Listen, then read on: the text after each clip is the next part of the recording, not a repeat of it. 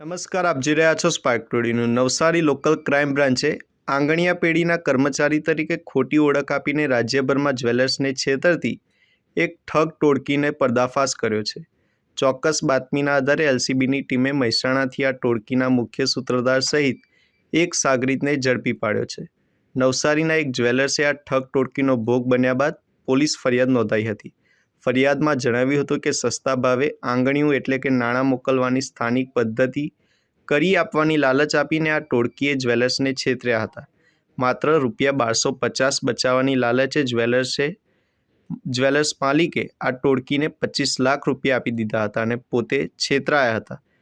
નવસારી એલસીબીની તપાસમાં સામે આવ્યું કે ટોળકીની મોડસ ઓપરેન્ડી અત્યંત ચકચારી હતી. તેઓ ગૂગલ અને જસ્ટ ડીલ જેવી ઓનલાઈન ડિરેક્ટરીઓમાંથી જ્વેલર્સના ડેટા મેળવતા અને ત્યારબાદ ફોન દ્વારા પોતે આંગણિયા પેઢીના પ્રતિનિધિ હોવાનું જણાવીને ઓછા ભાવે નાણાં ટ્રાન્સફર કરવાની ઓફર આપતા હતા. જ્વેલર્સની ફરિયાદને પગલે લોકલ ક્રાઇમ બ્રાન્ચે સઘન કાર્યવાહી હાથ ધરી હતી. ચોક્કસ બાતમીના આધારે જાણવા મળ્યું કે આ ટોળકી મહેસાણાથી મુંબઈ તરફ ભાગી રહી છે.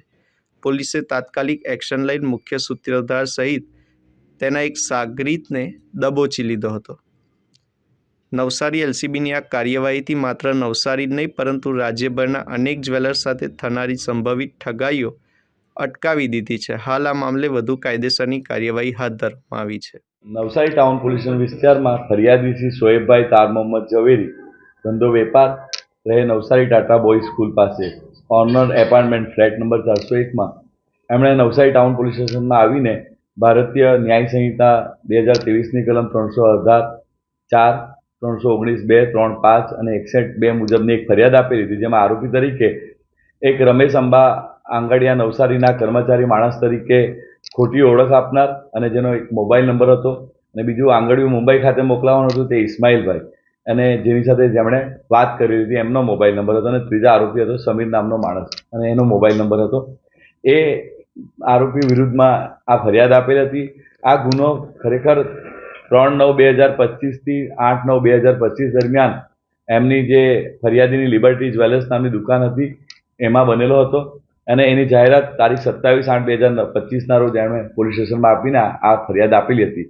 ખરેખર આ જે ફરિયાદ છે એની ટૂંક વિગત એવી હતી કે જે આરોપીઓ છે એ ફરિયાદીની લિબર્ટી જ્વેલર્સ નામની દુકાનમાં આવી એમના પોતાના મોબાઈલ નંબર પરથી રમેશ આંબા આંગડિયા નવસારીની કર્મચારી માણસ તરીકેની ખોટી ઓળખ આપી બજાર ભાવ કરતાં સસ્તા ભાવે અમે આપને આંગળીયું કરી આપશું એવી રીતે એમને વિશ્વાસમાં લઈ એમની પાસેથી 25 લાખ રૂપિયા જે બોમ્બેમાં વાત કરાવી અને એ 25 લાખ રૂપિયા ત્યાં મોકલાવાના છે અને સસ્તા ભાવે અમે તમને આંગળીયું કરી આપશું એમ કરીને લઈ ગયેલા આરોપી, અને પછી અમને ખબર પડેલ કે અમારી સાથે વિશ્વાસઘાત અને છેતરપિંડી થયેલ છે. એ બાબતે આ ફરિયાદ આપેલી. તેમાં નવસારી જિલ્લાના એલસીબી જાડેજા સાહેબ તેમજ બીજા એમના પોલીસ ઇન્સ્પેક્ટરશ્રીઓ આહિર સાહેબ, રાઠોડ સાહેબ, ગોહિલ સાહેબ અને પીએસઆઈ વાયજી ગઢવી, એમબી ગામિતનાઓની મહેરબાન પોલીસ મહાનિરીક્ષક સાહેબ તરફથી અને પોલીસ અધિક્ષક સાહેબ તરફથી ટીમો બનાવવામાં આવેલ, અને જેના આધારે જે આ જ્વેલર્સ છે એની આજુબાજુમાં લાગેલ સીસીટીવી કેમેરા અને હ્યુમન ઇન્ટેલિજન્સ અને ટેકનિકલ સોર્સથી આ બાબતે ગુનો શોધી કાઢવા માટેની તજવીજ હાથ ધરવામાં આવેલ.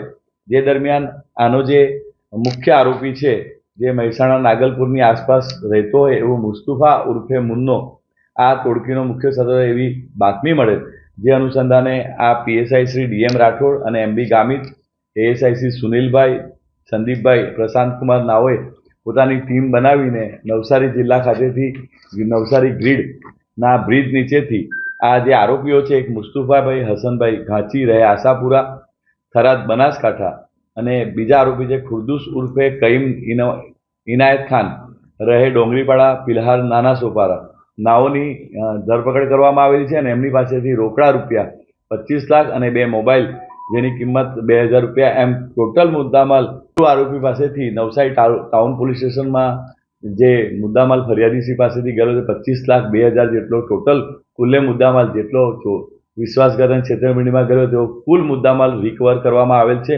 હવે જે આરોપીઓ છે એની એમઓ એવી હતી કે આરોપીઓ ગૂગલ પર જસ્ટ ડાયલ એપ્લિકેશન પરથી જઈને જ્વેલર્સના મોબાઈલ નંબર મેળવી પોતાની આંગડિયા પેઢીના કર્મચારી તરીકે ઓળખ આપી બજાર ભાવ કરતાં સસ્તા ભાવે આંગળીઓ કરવાની લાલચ આપીને વિશ્વાસમાં લઈને આ રૂપિયા પડાવી લેવાની આ આરોપીઓની એમો છે. એમના વિરુદ્ધમાં 2017માં અમદાવાદમાં અને 2022માં મુંબઈ ખાતે પણ ગુનાઓ નોંધાયેલ છે અને આ સંપૂર્ણ કામગીરી નવસારી જિલ્લા એલસીબીની ટીમ દ્વારા કરવામાં આવેલ છે અને સદરુ તપાસ નવસારી ટાઉન પોલીસ સ્ટેશનના પોલીસ ઇન્સ્પેક્ટર સવયનાઓ કરી રહેલ છે અને આમના રિમાન્ડની પણ કાર્યવાહી કરવામાં આવેલ છે, જે બાબતે તપાસ ચાલુમાં છે.